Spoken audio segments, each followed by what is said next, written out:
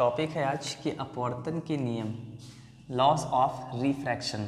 तो अपवर्तन क्या है ये सब तो हम पढ़ चुके हैं। आज हम पढ़ेंगे कि अपवर्तन का नियम क्या होते हैं। तो अपवर्तन के केवल दो नियम होते हैं। अपवर्तन के केवल दो ही नियम होते हैं। पहला नियम क्या है?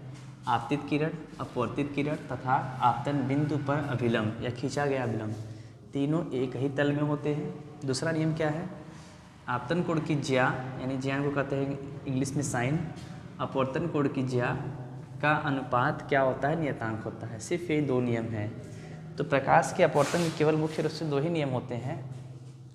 अब हम फिगर के माध्यम से समझते हैं, एक डायग्राम के माध्यम से। देखिए, ये क्या हो गया? एक लाइन है जो दो माध्यमों को अलग करती है, और ये एक अच्छा आपतन बिंदु पहले देख लीजिए। मान लीजिए क्या है? आपतित किरण है। ये आपतित किरण है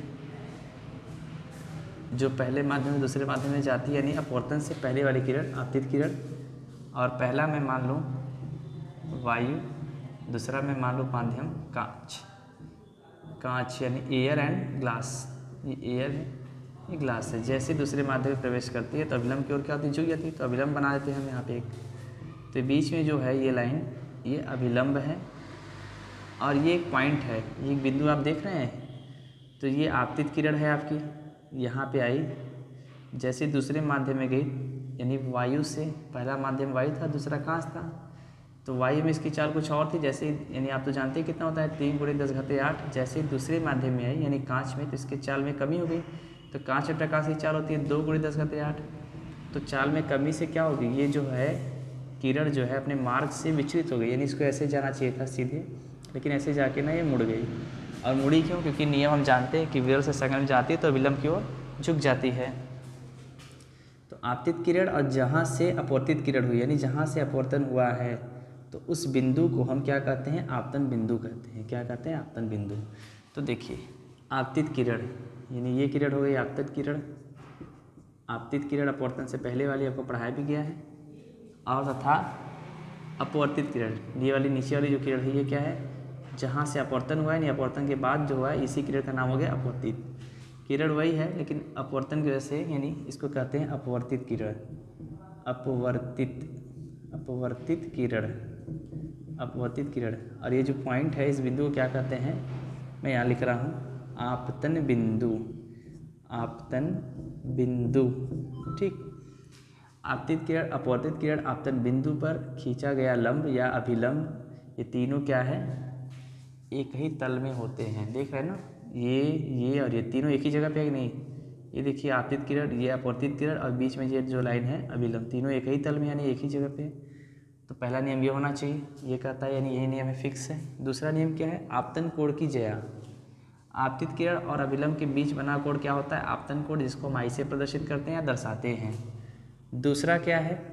अपवर्तन कोण की ज्या। ज्या मतलब साइन, आगे बताएंगे। अपवर्तन कोण क्या होता है? अपवर्तित किरण और अभिलंब के बीच बना कोण अपवर्तन कोण, जिसके स्मॉल r से का अनुपात क्या होता है? नियतांक होता है। तो सुनिए ध्यान से, आपतन कोण, आपतन कोण को मैंने किससे बताया? आई से। ज्या, ज्या का मतलब साइन। अपवर्तन कोण को किससे मैंने बताया? स्मॉल r से। ज्या का मतलब साइन, अनुपात का मतलब ऐसे बटे, ठीक है। अनुपात हो गया।